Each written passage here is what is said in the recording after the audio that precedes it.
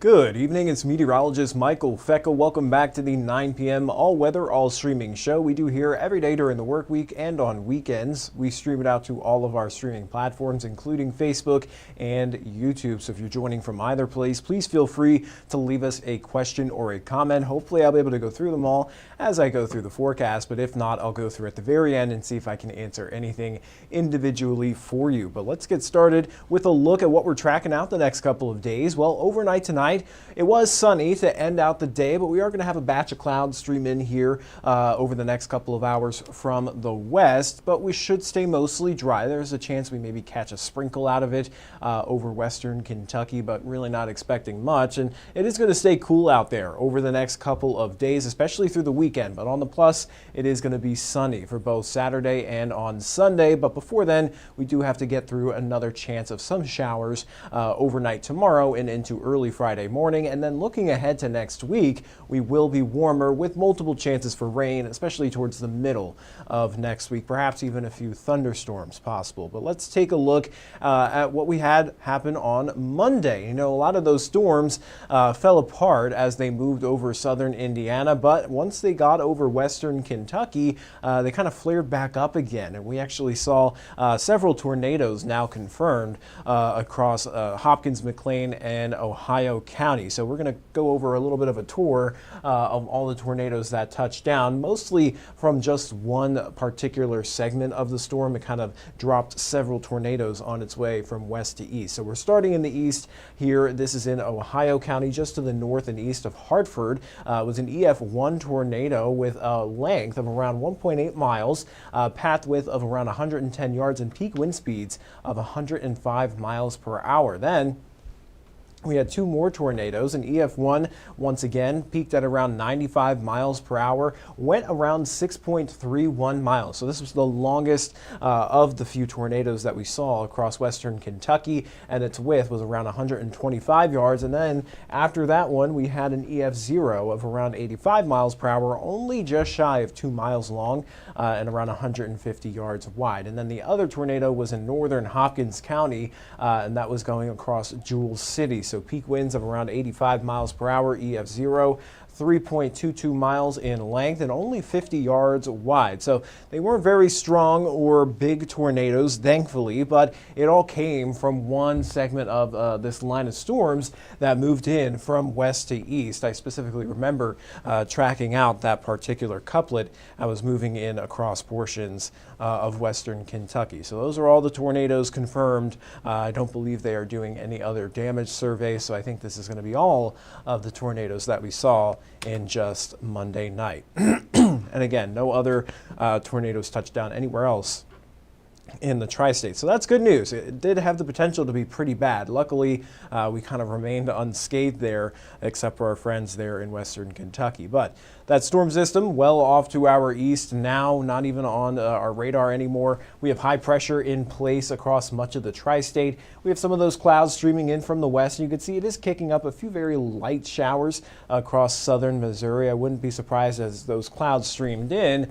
We caught a few sprinkles over western Kentucky overnight tonight, but not looking at anything serious. And one thing you will notice is that after those storms cleared out of here yesterday, we ended up cooling down for today. So we ended up around 6 degrees below normal for this time of year. Our highs only topped out in the mid to upper 60s, which is below average. Usually we're in the lower 70s, but we only hit 67 degrees today in Evansville. Topped out at around 70 just to our south in Bowling Green and Paducah. Currently, we're on a cooling trend. We'll drop down. We've already dropped down into the 50s, so 57 degrees in Evansville, 59 out towards Owensboro. The cold spot on the map is actually out towards Dundee, 52 degrees at this hour. And in terms of what we're looking at on radar, no issues as of right now, just a few clouds streaming in from the west. Again, you can see a few of those spotty showers over the boot heel of Missouri. Likely not going to make it into the tri-state, but again, couldn't be surprised if there were a few sprinkles there in our southern portions of the viewing area. But Overnight, we'll notice an increase in that cloud cover, becoming partly to mostly cloudy at times, and then they'll clear out overnight into early tomorrow morning, and temperatures should be dropping down into the mid-40s overnight tonight. So it's going to be another chilly night out there. I know a lot of us have probably kept our windows open for like the past month. It's just been so mild and comfortable, especially at night. So if you are planning on keeping your windows open still, just beware. It is going to be fairly chilly overnight. You'll definitely want to grab a jacket as you head out the door early tomorrow morning, and then we'll climb back up into the mid-60s by tomorrow afternoon, with mostly sunny skies becoming partly cloudy into tomorrow evening. And that's going to be all out ahead of our next chance for a few spotty showers there. Mostly overnight Thursday, but some of that lingering into early Friday morning. And then we dry out nicely through the weekend. Saturday and Sunday, no issues there. Mostly sunny, but a lot cooler. I'll show you those temperatures coming up in a moment. And then we've got chances for rain headed into next week, with maybe even a few thunderstorms by the time we get into Wednesday. But here's a look at our Thursday. Again, mostly sunny for much of the day, and then clouds begin to stream back in headed into Thursday evening, along and ahead of that chance for a few spotty showers. A lot of them seem to break apart as they enter the tri-state, but could linger into very early Friday morning. But most of us will be waking up to mostly sunny to partly cloudy skies, and then we should stay dry through the rest of the day on Friday. So taking a look at those temperatures, I mentioned it is going to be cooler out there. It only gets colder here, especially through the start of the weekend. Temperatures only topping out in the lower 60s, but waking up Saturday morning, temps down into the lower 40s, and if it's a clear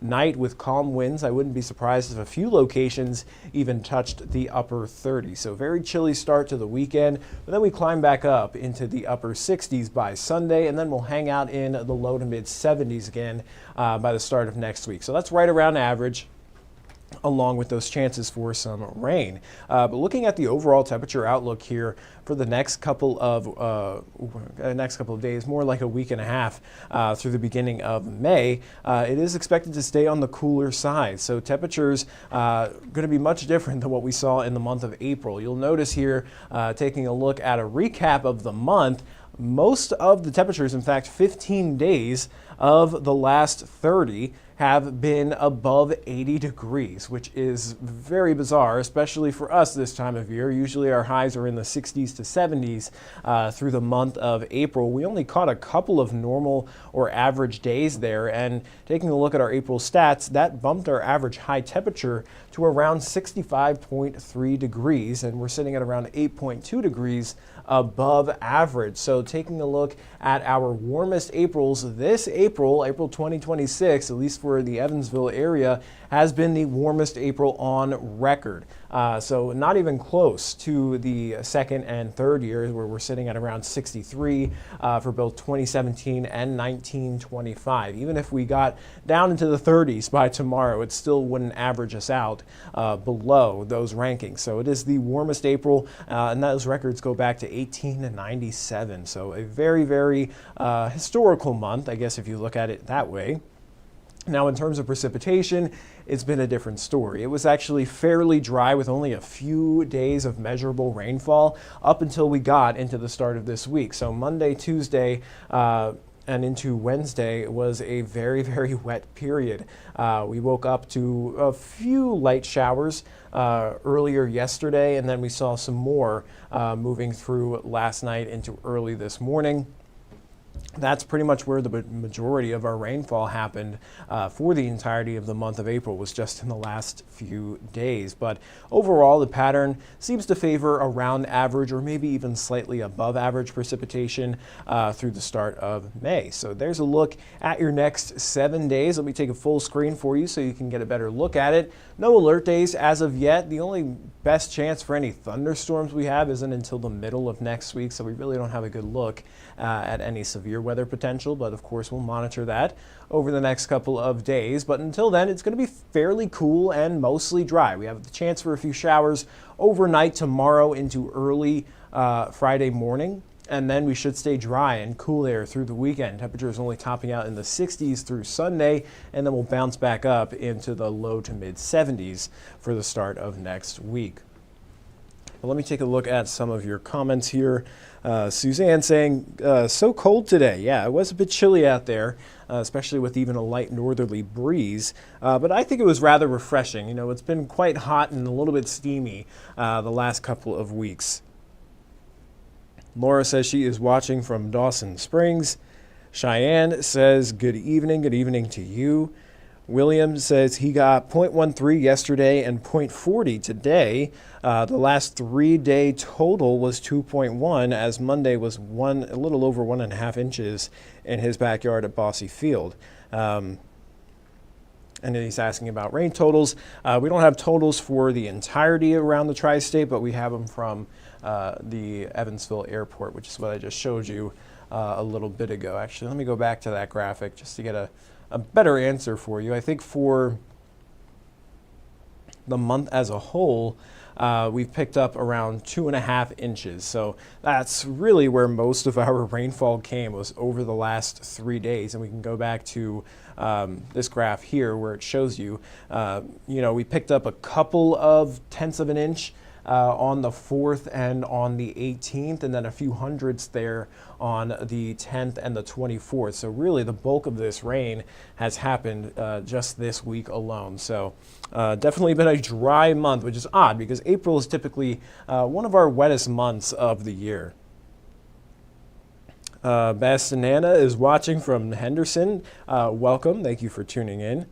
And that is all I'm seeing here. So I'm going to hop off the live stream and I'll send you guys over to 14 News at 10 for all the latest news and weather headlines. Until then, everybody, stay safe and have a great rest of your night.